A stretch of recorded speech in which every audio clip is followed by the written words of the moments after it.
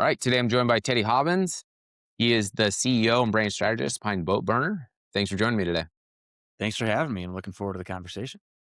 Awesome. So I always love to hearing about from agency owners how you started your agency, kind of what led you to starting your own independent agency. What was your kind of process? What was the initiator to get started?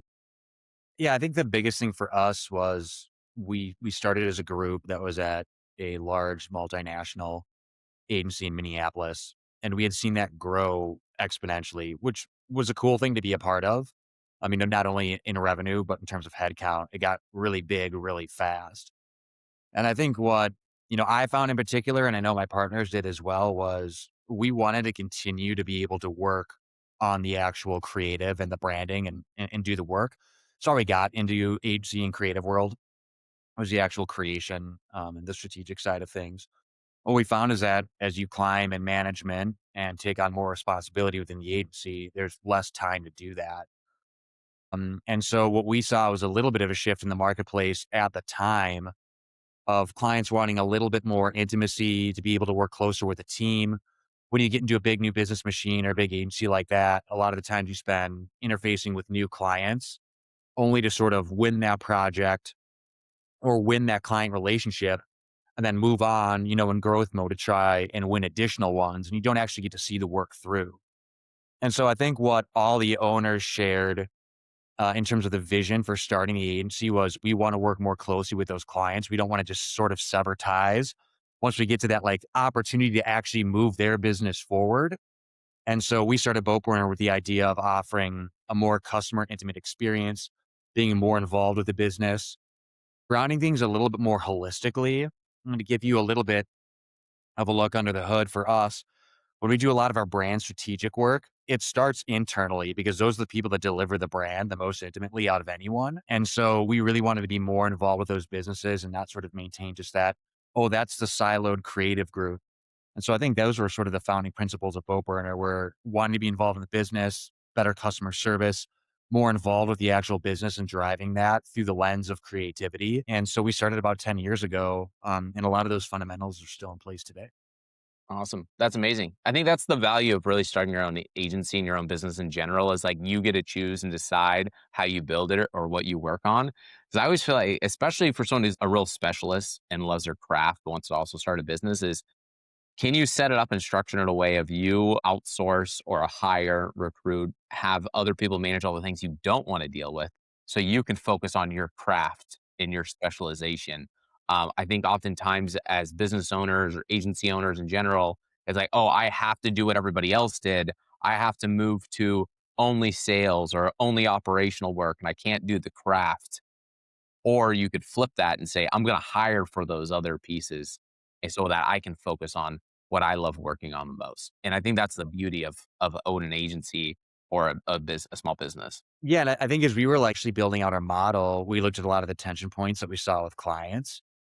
And at the time, what we found was really a point of tension was just like hours, right? Like we're Hmm. assigning hours and billable rates. They're often blended, so your lower experienced person is actually billing at a higher rate and your higher experienced person is billing at a lower rate. And a lot of the times in that onboarding process, you're talking about that tension between how many hours is it going to take to achieve X. And one of the things that we looked at right away was just a deliverable based model. So this is what it is going to cost to get this actual tangible deliverable. And at the time, it was really interesting. Typically, we're interfacing with the marketing organization, but what we found is over time, like all of a sudden, the CFO started to show up in Yeah. meetings, the controller started to show up in meetings, and they were looking at the hours and the billable rates. And what we found was that we could actually smooth out a lot of that tension by looking at actually giving you the deliverables that are going to drive your business. So I think that's a great example of what we are getting at is you can set up the model that you see is going to deliver what it is that you want to do, what you're most interested in. And frankly, where we provided the most value.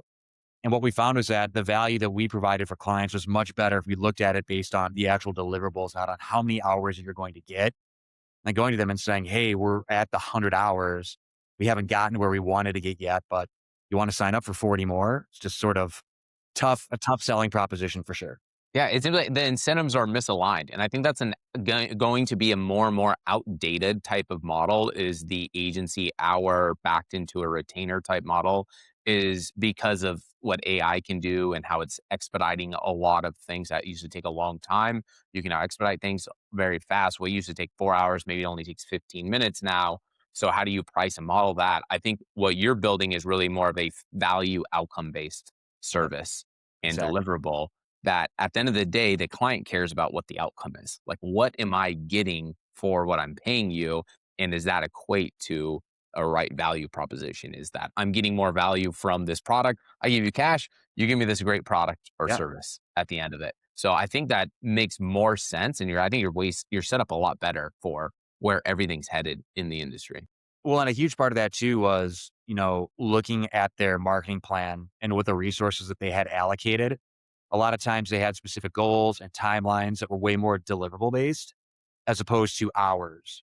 So then you could look at it and be like, hey, we need to get initiative X off the ground by this date.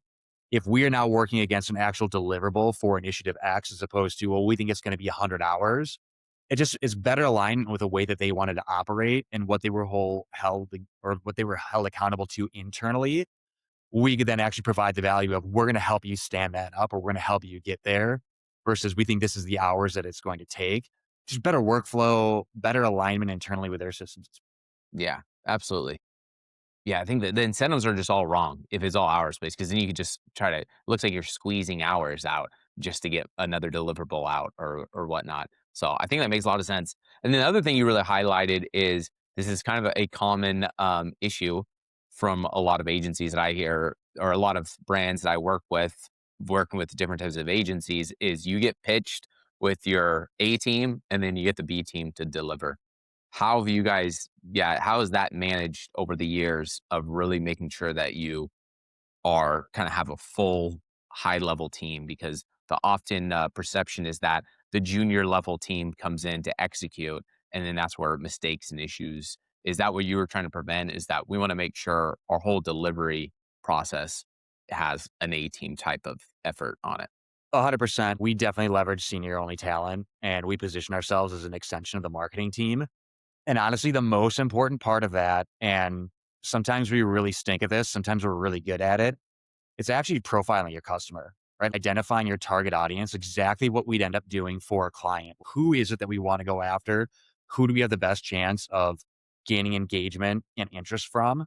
A lot of it is looking at like the right customer profile for us. Mm, Somebody that's going to see us coming in as an opportunity to help build their business as an extension of their team and provide value that way versus somebody that's like, oh, I've got some needs and some boxes that I need checked. I'm going to outsource that.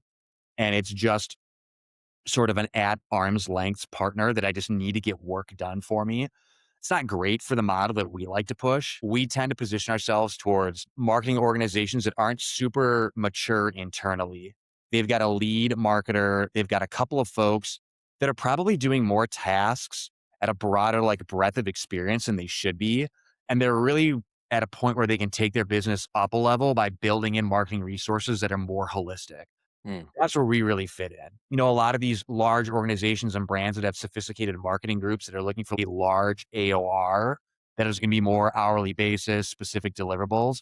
We don't necessarily have the capabilities and resources to take on massive brands, but sort of that in between brand is really what we try to look at where you're ready to make your move as a business.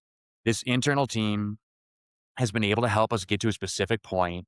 We've got huge growth goals. We need to rebrand. We've got new products that we're launching. We're entering into a new category, and we don't feel like we've got the internal expertise to take that next step. That's where we can come in with sort of the right sized resource team to bring senior level thinking to help supplement what it is that they have internally, where they could never get that. They could never get to that senior level expertise with their internal team, but they can't afford to take on an agency that's got an office in Shanghai and Hong Kong and Delhi and the expense level that they have associated with that large of an agency. That's where we sort of fit in that in between. Like we're ready to make a move and we need senior level talent, but we have to have the right size resources because there's still risk on our business. We're making this move in concert with you, hoping that you're going to be able to help drive our business with the right size resources. That's the right customer profile that. Yeah, that's amazing. That makes perfect sense, especially because one, brands often need an outside agency to see things differently than what they're dealing with internally. Because what they miss is if your internal marketing team is just lives and breathes just your brand versus an external agency has a lot more context of the greater market because you're working on different accounts. You have to research a lot more different markets. And so you can kind of pull and string things together and provide a unique experience or specialization or view on where a brand could go they wouldn't get internally. And I think that's one of the biggest values of a high level strategic service based agency that won't go away even with that evolution. There's a lot of fears right now. It's like, oh, is AI going to replace agencies? And I'm like, there's just it can augment some tasks, but it can't replace that specialization, that high level strategic thinking that you get from an external agency when your internal marketing agency is so fixated on just what the internal brand is doing, what they're focused on. So I think that's going to be a big differentiator over the next coming years is how do you partner strategically with certain agencies that really understand your market, but have context into a greater branding and advertising space? Yeah, I mean, we pitch it all the time. Like, our greatest asset is that we've solved a lot of problems. We've taken a look at a lot of different markets, a lot of different problems, whether it be categorical, whether it be trying to steal share, whether that be trying to build a category, whether that is trying to break in with a new audience with a new product or service they have designed. I always joke with my background was in automotive, and my first client was a European auto manufacturer, like top of the line, beautifully designed cars, like German engineering, right? Like top echelon of automotive. The next client that I took on was public transit. So literally, how do you get somebody to buy a $90,000 at the time sports car to how do you get somebody to cough up $1.25 for like the express route downtown? And so I think that's one of the things that we have a ton of expertise in is like being able to look at a business and how do we use creativity to solve your business challenges and being able to bring that sort of breadth of experience to a marketer. I think is one of the things that we have versus that singular focus where it's Mhm. we've been looking at this one problem the same way for 10 years and we haven't been able to break through. That's where I think we can, bring our depth of expertise and problem solving within business and within various categories and help them look at things a little bit differently or taking experiences and frankly some failures and applying that to their business to give them sort of a leg up on what it is that they're trying. Yeah, absolutely. What have you through that experience, like, what have you learned about, like, what's consistent between those 2 brands? Like, you have your public transit and you have your, a real high-end vehicles. What's consistent in terms of, like, how brand strategy works? And then what do you see as, like, the real big differentiators of, like, this is gonna work for this type of brand, this high-end brand versus a public transit, this wouldn't work? Like, how do you approach that from, like, a brand strategy creative Yep. standpoint? So our brand strategy is all built on what we refer to as attention triangle. And the 3 points of that triangle are what is the business trying to achieve or what is their vision? What is the competition doing? Like, what does the competitive set look like? What are we up against? And sometimes that can be a very similar product or service. Sometimes that's something that they never would even expect. Like, you're actually up against like time. How is somebody investing their time and attention share? And then the most important thing, which is getting back to your question about like what's the most consistent, is the customer. It's the audience. It's who it is that we're going after. And what I have found is that as more and more businesses get started and as there's all these new marketing channels and avenues, people have gotten further and further away from what matters the most to the customer. The person that actually has the money, the person that actually makes the decision. And so we really put a premium on both primary and secondary research, which honestly, it's a really cool time to be working in brand strategy because we used to have to spend tens of thousands, if not hundreds of thousands of dollars to get really good primary research.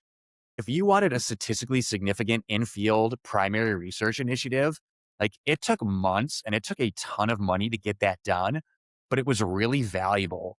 What we're finding with AI and research, even through retailers or people who have access to customers, is that that's gotten really democratized. Like we can get primary research with like an N of 300 over the course of a weekend for a $10 incentive for a specific customer. Mm. And so what we continue to find is that really understanding how does your business vision align with your customer profile? And then how do you position that against either your current or future competition? That's where we find sweet spot for brand strategy. And what we found through the use of AI is that the ability to get that information, to get those insights, it's way more accessible than it's ever been. So we're actually bringing it in way earlier in our process with brand development. I think a lot of the conversation around AI right now is around like production efficiencies and being able to create something really quickly that doesn't require a ton of time of an investment. What we find is that we're actually using that way more early in sort of our service stack. It's on the brand strategy and the customer intelligence. And then everything else we can get to more quickly, more efficiently, because like that laser focus happened at the very beginning. And so I think the secret sauce for us is 100% how do we position ourselves to a specific customer base in a way that's meaningfully differentiated from the competition, whatever that might be, based on the category or based on. Yeah. That's amazing. I think that's a great use of AI and some automation that you can put out there to get research and data of like actual consumer based data, because that's really what everything should be based in. And I think oftentimes where brand strategies probably went wrong is assumptions about who they think their audience are or what motivates them rather than having that based in actual like data and research. But is that where you see most brands kind of going wrong? Is that misalignment of like what the brand vision is versus like what the consumer finds valuable or important? I think so for sure. I mean, we still talk to a fair amount of brands when we start talking about their audience. And they'll say, our target audience is 18 to 34-year-old males. And I'm like, whoa, that is Yeah. a broad net. And I'm like, your 32-year-old male versus your 18-year-old male. I mean, we're talking about, on the early age, we're talking about an individual that is going to college and is way for his family and is getting a true taste of freedom for the first time. At 34 or 32, you may have a full-time job, a family, kids, and mortgage. Right. That is in no way, shape, or form of like a very similar customer profile. Now, could their attitude, psychographics, and things of that nature be a little bit more aligned than one would think based on what I just told you is like the brass tacks of where they are? Absolutely. But I think what we look at is like, what is actually really meaningful to this customer? What brands do they identify with? Like, what are their hurdles to acquiring, the desire for a new product or a new service? I just think that the ability to actually drill down into what are those motivators or what are those hurdles is better information and more accessible than we've ever had it. And so we spend a lot of time really putting a premium on that versus like who are the previous shoppers. This individual indexes at 620 against our competitive set. Like that's enough to get you into a space where you can start to think about what's going to motivate them.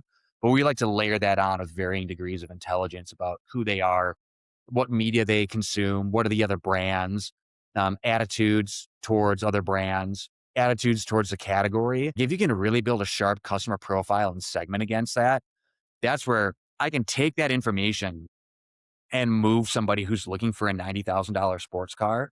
I can take that same information and the attitudes that I find there and help them, purchase a mass transit ticket or get them into something that they subscribe to or get them to change some sort of behavior. If I've got that sort of layered access to information that is more easy to come by now than Yeah. Yeah. So you can really pull those strings through to understand how does it connect the dots to buying a transit ticket or buying a $90,000 car or whatever it is. And I find what's so interesting with this kind of evolution too is with paid media and how it's working now is that traditionally we used to do like very segmented, targeted groups, and then we would try to line things up. But the way things are going, especially performance based campaigns, is you want to keep it really broad and open, and then what's actually driving the targeting is the ad and the content. I think it's a huge opportunity for all the like creative strategies and opportunities and brands is to create, really understand who your audience profile is and all your different sub segments within that larger audience profile, and then create specific content that is pushed to your audience.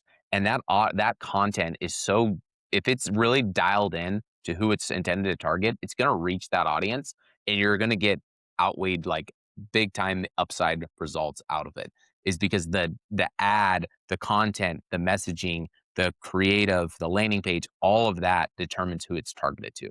So you could create 4, 5, 6, 7 different specific creatives that are all speaking to a specific audience. It's going to reach them and you're going to get better results for it. That's what I think is like the big unique opportunity if you really line up creative with a good media strategy.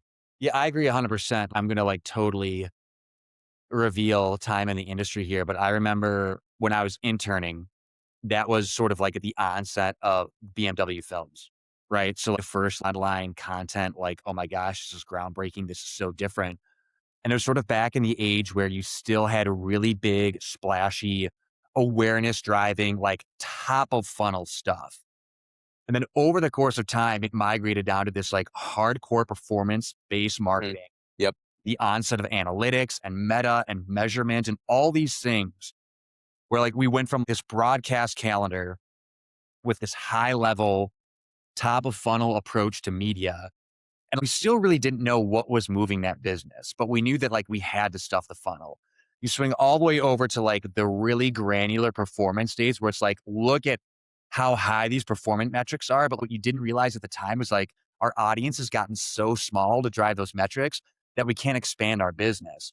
Now, what I see is you've got the ability to really optimize through the entirety of the funnel, and you can segment that out in a way where it's like, we may have really high performing for this small group, but we've got multiple groups that we've really driven and delineated that granularity down to so that we can expand our business. And we can do that in a way that's more intelligent than it's ever been. And so for me, it's sort of like we went from the top of the funnel all the way to the very bottom. And now there's ways to optimize all those varying degrees of the funnel in a way that I think is really interesting, and can help actually drive growth and help us understand where do we need to invest in this overall journey. And then if we're releasing a new product or releasing a new brand, or if we're trying to break into a new category, that intelligence stack pulls through and can be applied all the way through that brand development in a way where I don't think the dots have been connected previously. Now we have the ability to do that. Yeah, absolutely. Yeah, my one of my old business partners used to say is the old way with awareness campaigns is we know marketing works, we just don't know which half. Yeah, Right? It's like, totally. I don't know if it's my TV ad or my audio ad, my radio ad, my billboard.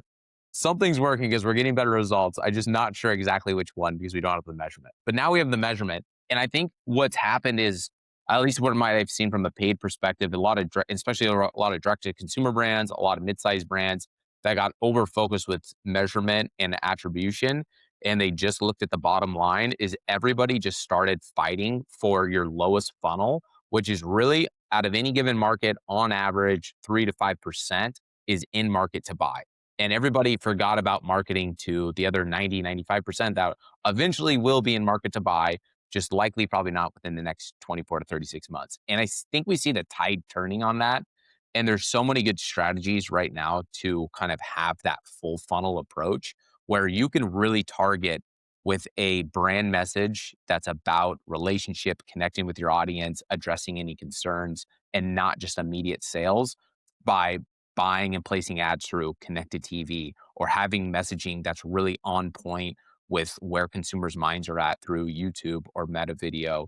And then you can retarget. So you build that whole audience with all these awareness strategies and then retarget with display ads and meta ads and TikTok ads. And then that drives your action. And so you have this fueling growth of a larger audience that you're building and building relationship with, and then driving conversions and actions underneath it. And I think that's an underutilized tactic right now, but a lot of, I think brands are going to start moving towards that strategy of leveraging, going back to leveraging more of that awareness layer and not just focusing on Google search ads and meta ads. 100%. The thing that I find really interesting right now, and maybe it's just the way, marketers are set up or marketing organizations are set up, is I spent a lot of time on those initial calls, sort of just triaging like what is it that is the actual goal? Right. And there's a lot of internal debate about this is all about unit volume or units per store per week, or actually this is about efficiency, or this is about share of voice. And this will be the same organization talking about all three of those things. And the reality is you can solve for all three of those things. It's not one holistic strategy that's going to do that, though. If you're looking at unit volume, you're probably going to see a drop in ROAS. If you're looking at share of voice, you're probably not going to see that trickle all the way down to directly attributed to unit volume. You can work through that, but I see just a lot of general marketing conversations to talk with, you know, the same organization looking at 3 different metrics as if like you can have all of that together in like one tight little plan. And it's, we really need to work through like what is a top priority for this product or for this offering or for this service. And that's where I think agencies like ours can provide that value to help them work through that. Cause otherwise it's just infighting.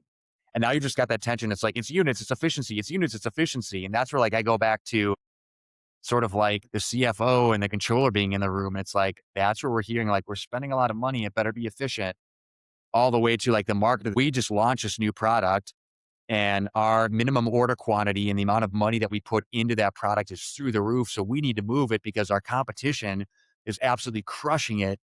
And so it's just sort of like, how do we help them now navigate actually driving business? Because I'll be the first to tell you, like, I got into this business because of the creative aspect, but I believe that that creative aspect has to actually drive business. And we always talk about using creativity to solve business challenges.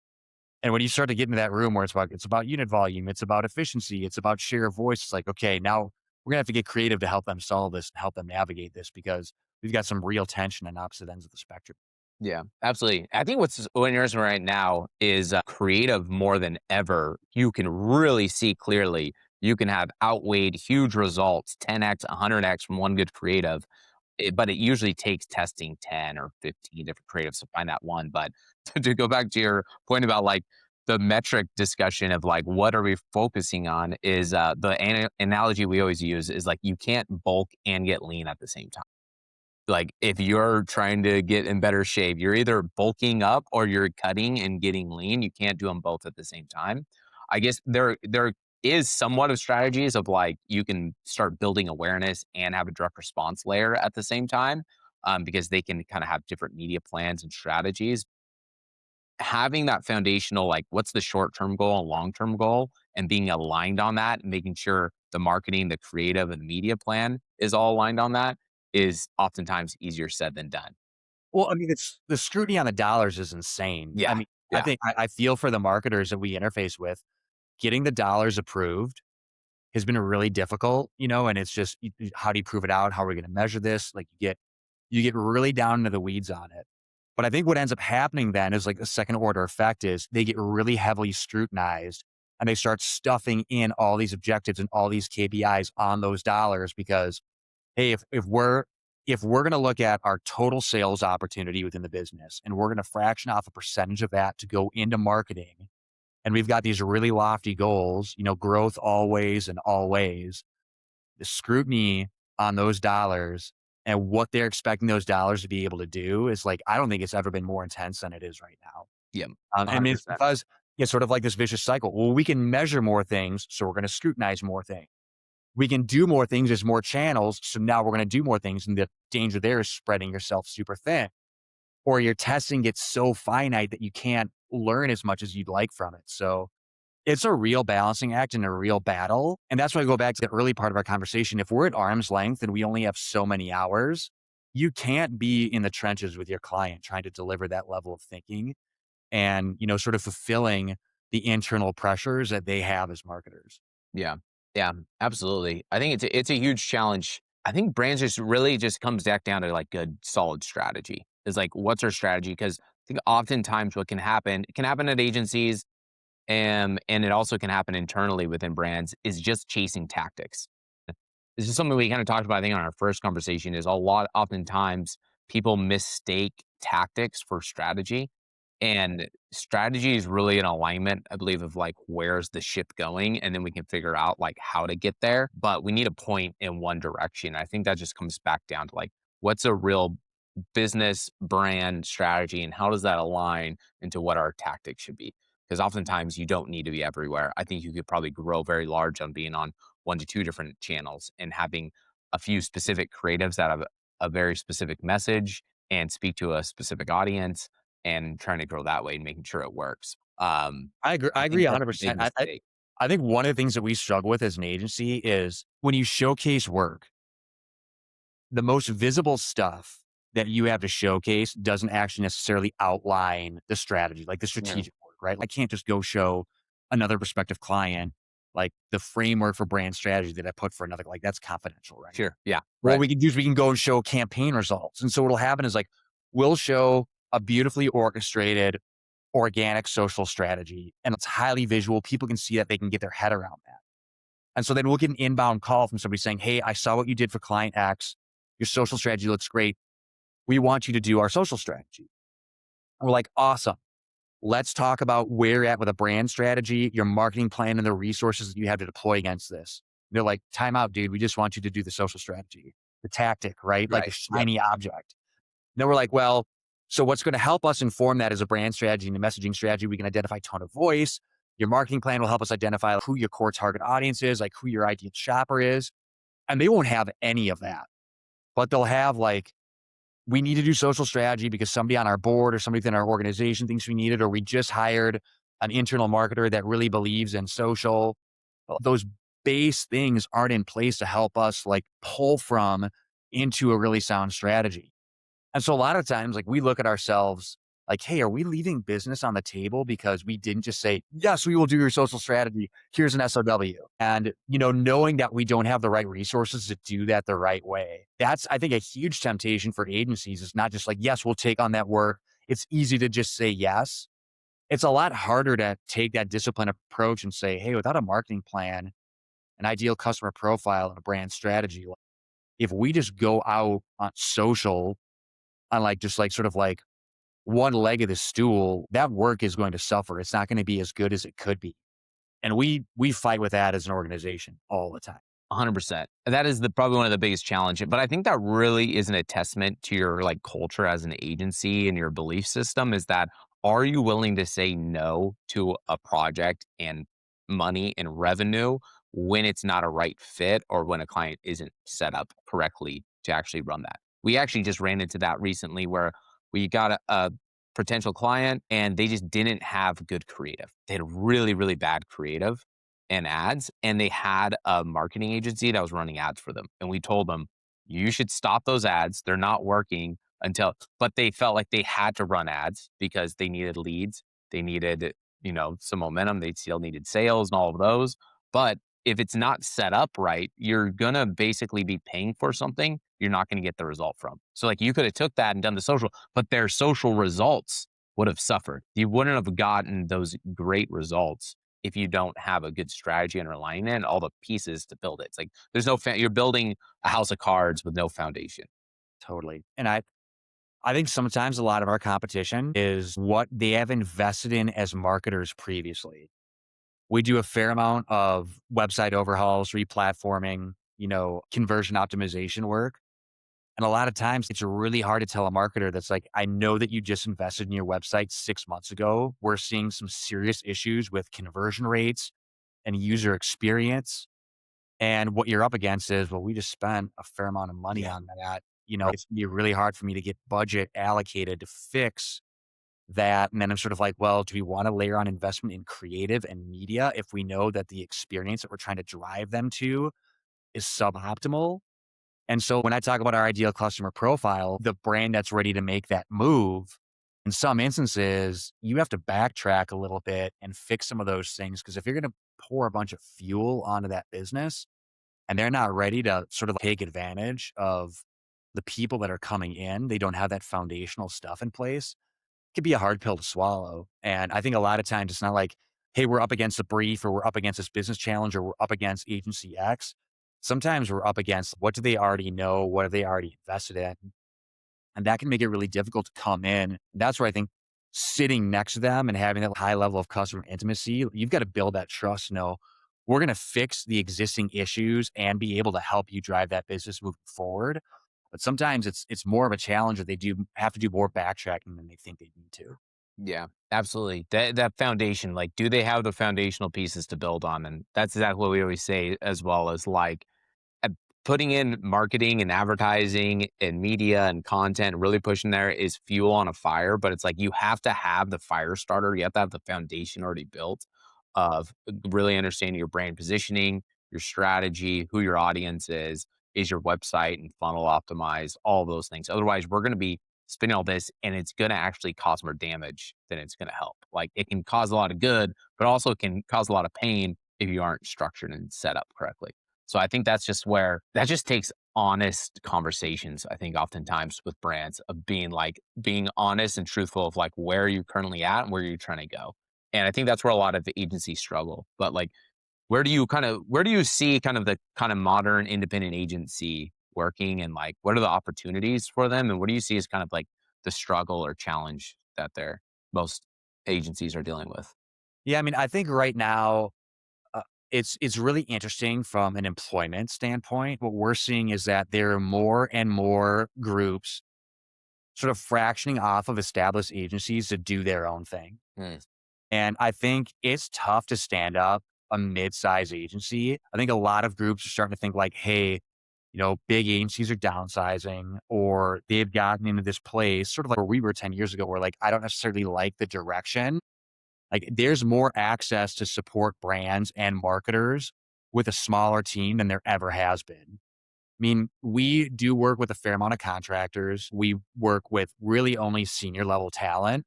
And when we were starting out 10 years ago, we had a few trusted relationships that we could really leverage in that regard. Now we're getting people reaching out all the time that are fractioning off out of, long tenured careers at agencies. I don't want to work for an agency anymore. I want to do my own thing. I'm going to deploy here. 5 years ago, we worked with our first fractional CMO. It was the first time I'd ever heard about a fractional CMO. And if you think about like, go back 10 years ago, a fractional employee in the C suite, like, no way, dude. no, and yeah, No yeah, way. yeah, Now, the onset of like all these fractional CMOs that we're seeing is sort of like marketing is getting more and more fractured and fragmented than it ever has been. The ability to come in and like help support a group on like a freelance or a contract basis has never been greater. And I think the way that we really try to position ourselves is listen, the big agency might not be for you, but one individual can't do everything that is that you're looking for. The ability for us to make impact on your business without having to hire either multiple or a large agency, or frankly, have to create your own internal marketing organization, we provide you that freedom. And that's where I think the exodus from large agency to be able to come in and deploy into a marketing organization that isn't as resourced as they'd like to be, but doesn't have the time or dollars to hire multiple or one big agency, like that's where we are positioning ourselves. Because I think that there's plenty of businesses that are ready to make that move where it's like maybe they took the world by storm on Amazon and they're like, hey, it's been great, but like in order for us to scale, we need retail relationships. Or, hey, another thing that we see a lot is we've got these great retailer relationships, but now in order for us to start to scale, we maximize that. We're not getting more doors. The margins aren't where we'd like them to be. We want to take something DTC or we want to launch on Amazon and they're bringing in additional channels. Like that's happening more and more often than we'd ever seen. And I think that those groups, as they take on a risk on their business, can't risk the fees that you're charged from a large agency or have the mind share to be able to support three external agencies either. That's really where we're coming in and where we're starting, with sort of our approach to client intimacy. That's where we come in and be like, we can help with all this. We can deploy into your team and it really help support multiple lines of business, multiple brands or multiple categories. We've got the ability to do that more efficiently than they could if they were trying to stand up their own team internally or if they were trying to work with multiple or the large agency. yeah, absolutely, yes, especially because like the holding co large agencies generally from my understanding want to work with enterprise level clients work do that brands and companies are doing I don't know $1 billion plus in revenue. So there's this huge mid market where there's companies that are doing anywhere from I don't know, 50 million to 500 million, let's say. There's a lot of businesses in that mid-market level that are exactly like kind of like as you're describing. They have an internal marketing teams. They've been able to scale up to a certain level, but they need strategic outside insights and support. And I think that's where there's a ton of opportunity for a lot of agencies. I agree 100%. Like what we find with those clients is that they don't necessarily have the investment for headcount. right? Like marketing is typically seen by a lot of the executives within those organizations as an expense center, not something that drives business profitability, which I completely disagree with. Completely. That's probably a different podcast. Yep. I think that we can help support them. And we have resources that make that far more viable in a way where it's not like I'm asking three people, my marketing organization is three people. I'm asking them to manage four other agencies or do everything themselves or try and get them to reach and be maybe the smallest client at a really large agency. Those aren't good propositions for that small marketing team. Whereas we can, because we're more deliverable focused, and really sort of work on those fundamentals, we can come in and support them in a way that's far more attractive. And by the way, like the CFO and the controller that I was talking about earlier that's scrutinizing our budgets and our accounting, when they see us and they see how active we are, like they feel better about that. I used to see it on the big agency side. Like I'd get questions like, hey, I haven't seen anybody in our office in 90 days and I've gotten 3 invoices for all this time. And I remember, like, I think one of my greatest experiences, at the agency, I worked for $1 billion brand that was local, and I had a really good access to them. And I showed up in their office 3 times a week. It was kind of a dream scenario. And so the executive team, the president, the CFO, the chief operating officer, the head of talent, their financial team saw me in their office all the time. And guess who never asked about the invoicing? It was Yeah. them. That for And so sure. we were coming in, we were doing in person, we were showing up in their regional meetings, we were speaking to their franchisees. And it's just like they never questioned the value that we were getting out of us because of that level of customer intimacy. And that's where I was like, this is it. We are going to deliver customer intimacy. We are going to be a customer intimacy based business. And that's really what we try and do. And that's why I think, circling all the way back to where we started our conversation, trying to do that on an hourly basis is really difficult. And so that's how we're trying to position ourselves. We can get close to your business, we can understand it, we can deliver a high level of service, and we still have the background and the ability to really measure what it is that we're doing to ensure that we're moving your business forward. That's how we're positioning ourselves as a modern agency.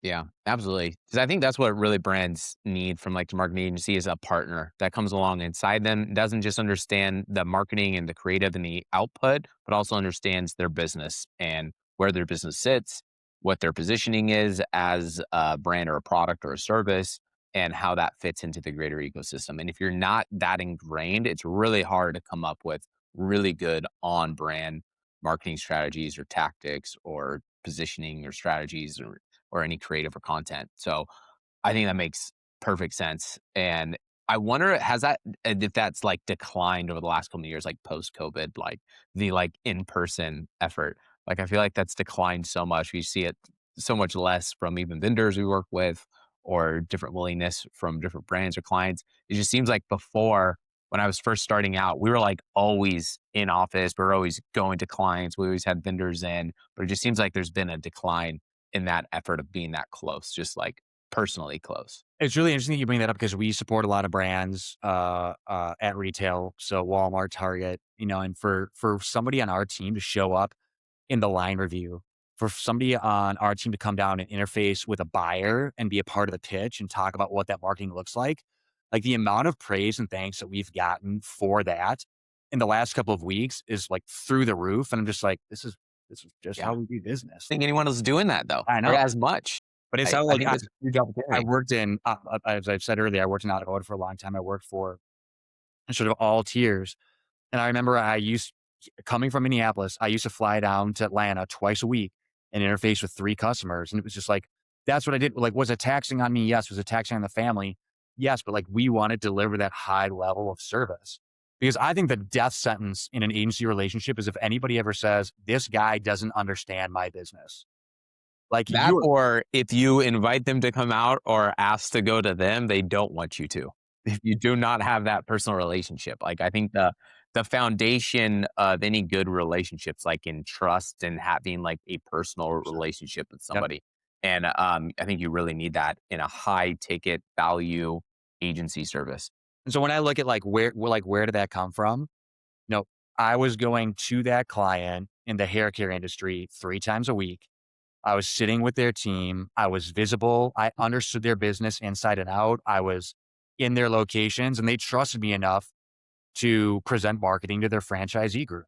If you're a franchisor, getting in front of the franchisee, it's like the most tense relationship, right? It's like a super important high touch relationship. And so that was when I knew that I'd earned their trust. I'm like, they're going to put me in front of those relationships that they work for and manage and build every single day. Like, if you can offer that as a third party agency and you've got that level of trust, you're in a really good spot. And we're sort of always trying to gauge, like, what does our customer relationship look like? Are we in a good place with our clients? What can we do to make that better? So at the end of the day, we're a service provider who is judged by the worst thing that we provide them. Like, who cares? Like, what we're doing, absolutely awesome for them. If they have one bad experience with one layer of our service offering, like, that is more, it's a bad review. Like, that one star review sticks out more than like the 55 stars that you have. Everybody's like, well, what was that one star? Oh my gosh. Yeah. Like, it just gets like so much more Just a visibility. strategy for the one-star reviews out there. Have somebody leave a one-star review, but have it be a backwards compliment. Yeah. There Like, you go. "Oh, it's so annoying. They got my food out too fast, and Yes. it tasted too good. Now I can't go eat anywhere else." We finally got a babysitter and the dinner happened too fast. One Yeah, star. Yeah. exactly. Nice. Cool. Well, last question for you. If you could go back to your younger self about starting the agency, what would a piece of advice that you'd give them? Build something sooner, take more risk. I mean, I was like, so this was back, I mean, shoot, like when I first started working, it was like, you've got to get a full-time job. You have to have dental and health insurance. All that stuff was like, if you don't have it, you are nothing. And it's just like, I talk to I talk to students all the time and interns all the time. Just like, I was like so terrified. If I didn't have a job right away and I didn't have insurance right away, the world was gonna like gravity was gonna stop working. Yeah. And so All like I the tell fear. people like right now, I'm just like, listen, like, access to health insurance, all that stuff. Like, don't worry about that. What are you building? What is it that you want to do with your life? Like, look at that vision, not just like, hey, I need a paycheck in 2 weeks. I mean, I joke. When I got my first job offer, I had interviewed and I left to go to Sicily, like before White Lotus. I'd left to go to Sicily and like I did not have a return ticket booked. And within like 10 days of being there, they call me and they're like, the job is yours. Do you want it? And I was like, yes, got out of the pool, packed my bags and left. And I was like, dude, like, oh my gosh, what an like I should have been like, yeah, can you do it in 2 weeks? Like, more time, more Yeah. risk. Yep. Like, asterisk, I just accepted it. Like whatever it is, like didn't even ask for a term sheet. No, you must do this. And I think I would really encourage people like, hey, like, do you feel like you want to build something? Do you feel like you want to be a part of a team? Do you want to go into a place that's established and learn? Ask yourselves, what is it that you want to do in the long term? Because if I'm 18 years old right now and I'm looking for my first job, there is no such thing as delayed gratification anymore. Like, it is 6 seconds, right? Like, we live in a 6 second universe where like, engagement, activity, everything has to be so fast. I would really encourage myself, slow down. What is it that you're looking to do? Take some risks, try and build something. And like, if you fail, cool. You're failing when you're like 22 years old and you don't have a mortgage and 3 kids that are hungry, or a wife that is going on maternity leave or a partner that wants to take their risk, like, all those things. As you get older and as you take on responsibility, like, your ability to be risky or to try and build something, like, it's harder to do that. It's not impossible, but in your mind, it's harder to do that. I mean, when you're 20 years old, 21 years old, just getting out of college or whatever, 22, like, you don't realize the opportunity that you have, because you're just scared and kind of alone for the first time. And I would lean into that, and to really try and build something and be a little bit more thoughtful about what it is. Now, when I went in and took that agency, I learned a ton and I got a ton of experience, and that was valuable too. But if I'm really going to go back and be more thoughtful, take risks, work longer, develop better relationships, work into the night, get on the road, get to a city, build relationships, like all that, more so than like, hey, I'm going to go collect this paycheck and I'm going to go have one of my buddies and they'll show up again on Wednesday. Just be more curious, be more risky, look at things for the long game, not just for, hey, I showed up for 9 hours and that paycheck is going to show up again on that second Friday. Really look at things differently, and a little less risk averse, I think, goes a long way, especially. Yeah, 100%. Couldn't have said it any better. Taking risks earlier is a lot easier than later. You can still do it, but it's way easier early on. So a Without lot it. more opportunities. And I think what's so interesting, like, there's a lot of fear right now, I think, around like jobs, displacement, and everything else. But there's also, I think, more opportunity than ever. of really being able to learn different skills and then being able to apply those skills very quickly for different businesses. So I think there's a ton of value and opportunity if you're willing to take the risk, like you said, and go figure out what is it exactly you want and how do you build a plan to go and get in it. So I all of agree. that. Awesome. Well, Teddy, thanks so much for joining me today. I appreciate it. Thanks, James. It was a great time. Good connecting with you as always.